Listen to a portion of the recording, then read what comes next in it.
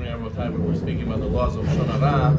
So in chapter 6, the Chafetz Chaim writes that it's asur to listen to Lashon Hara, even if you don't believe it, and how much more so, it's asur la'amin. You're not allowed to believe the Lashon Hara when somebody tells you the Lashon Hara.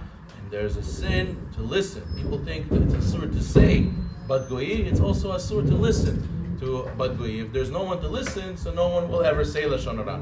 It's always when you give your ear, that's when they do Lashon Hara. If somebody is at the table or sitting next to you and he's saying Lashon Hara, what are you supposed to do? Chafetz Chaim writes, a person has to tell him to stop. Tell him, listen, you're speaking negative about somebody? Listen, let's talk about something else. Let's change the subject. We don't need to talk about this.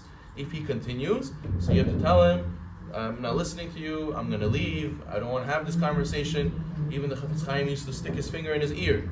The Gemara Masechet Ketubot says that why do we have a fleshy part of the ear? Why over here is there a part of the ear dangling? For a person to use it to cover his ear and to close his ear so he doesn't have to hear as people say asur things. And finally, if you have no choice, let's say you're stuck in a car, people saying Lashon Hara, you're stuck somewhere, you can't leave right now.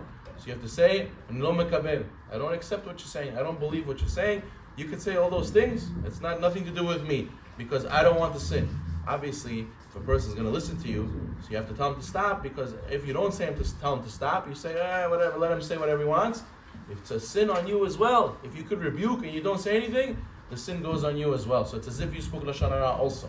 So a person has to be careful that if we make more of a deal about it, so that people are going to feel uncomfortable. Why do people speak Lashon Hara? Because nobody says anything. Everybody thinks it's okay to talk.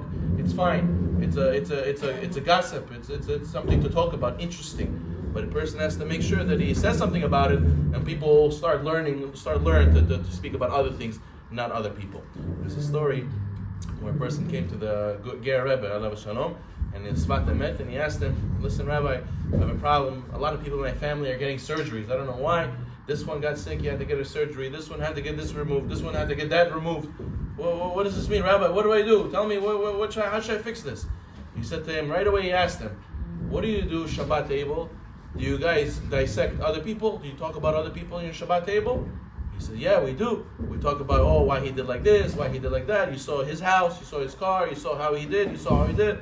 He says, when you dissect other people, that's why Hashem is dissecting you. That's why Hashem cutting you also. Hashem's looking into you very deeply. So verse service, be very careful. Midah keneged midah. As you judge other people, Hashem judges you. So a person has to be careful to judge favorably, give benefit of the doubt. There's no point of speaking. The Gemara says that a person who speaks Lashon Hara is like a snake. He bites, but he doesn't eat. You bite, but what do you gain from this? Nothing. You don't gain anything from this. Maybe your ego, you put other people down, you feel better about yourself, but there's no toilet. So we should be zocher to speak Lashon Tov and not Lashon Hara. Baruch Na'olam.